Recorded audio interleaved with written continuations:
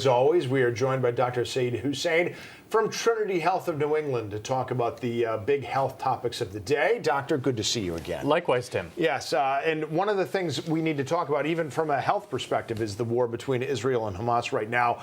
You know that saying, war is hell? There's a reason why people say it. Some of the reports we are getting, and I'm not going to chronicle them here, about human rights atrocities here are just representing some of the worst of humanity that we're seeing.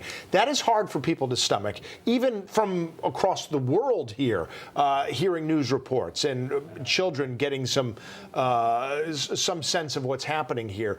What is the collective effect on mental health, not just here, but also, of course, for people in the region who are going through that as well? Sure. It's heartbreaking, Tim. And as you mentioned, there are two buckets here. So one is related to mental health stress, but the other one is those individuals that are actually in these conflict zones and what happens to those civilians. So there's food and water shortages. There's problems with access to clean water. Yeah. Keep in mind, there's also now a difficulty in accessing care, especially those with underlying medical conditions. They may not be able to get their medications.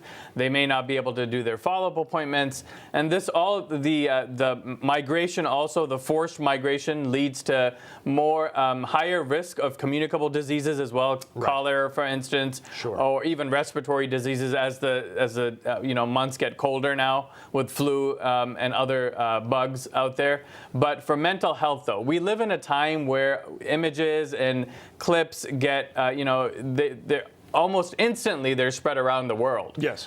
They go viral, so to speak. So that leads to people experiencing anxiety, post-traumatic stress disorder. So not only those individuals that are actually living in these conflict zones, I mean, that's a separate case in itself, but also those that are viewing this day in, day out, living globally. Yeah, and it's the kind of thing where we'll probably see ripple effects long after the war ends. Hopefully it ends soon. Right.